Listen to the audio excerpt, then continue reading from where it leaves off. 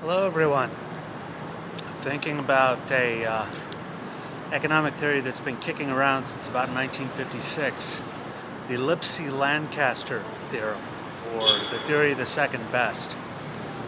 Wikipedia doesn't have much on it, but it's an interesting piece of work.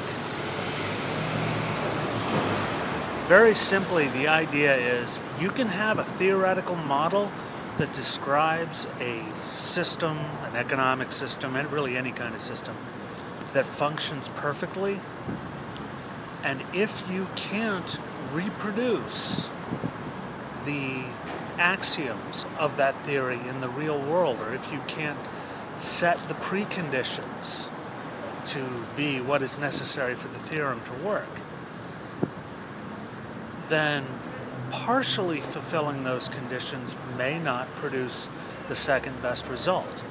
In order to produce a next best option, you may have to go into an unexpected and entirely different direction. And it's amazing the number of places that I've been wanting to riff on this. Everything from gun control to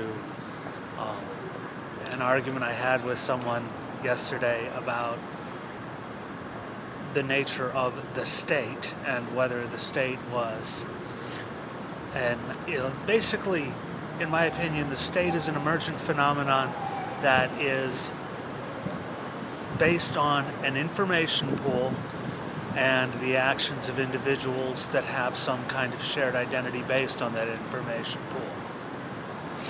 And that's about it.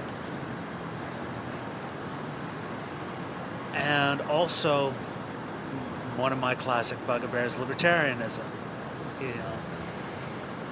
Basically, you can't have perfectly free markets and perfectly free trade without any political intervention whatsoever.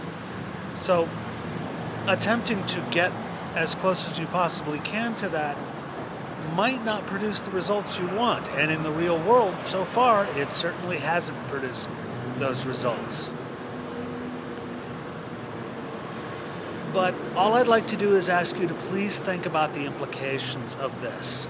That if your theoretical idea about something does not fit exactly what is going on in reality, then you may need to take a very, very close look at what is going on around you and what actually happens when you pull the levers on the theoretical or actual machine you're dealing with. Because trying to get the settings, as it were, as close as possible to what you think they should be to achieve a perfect result might instead produce a disastrous one. Oh, think of it this way. Let's say you have a big machine with a pipe coming out of it, and there are controls on the machines, and some of the labels are smudged and things like that, and there's this stuff spilling out of it. And you've got a cork that's got a split down the side, and you can jam in the cork because you know it fits except for that one little split, but you'll still have this crap that you have no idea what it is leaking out of the machine. Or you could examine the machine and maybe look for the controls that shut off the flow of caustic glowy crap, or turn it down, or change it into water, or whatever. As Mr. Spock said, I'm not certain in which Star Trek it was, I think it was 3, there are always possibilities. So explore them.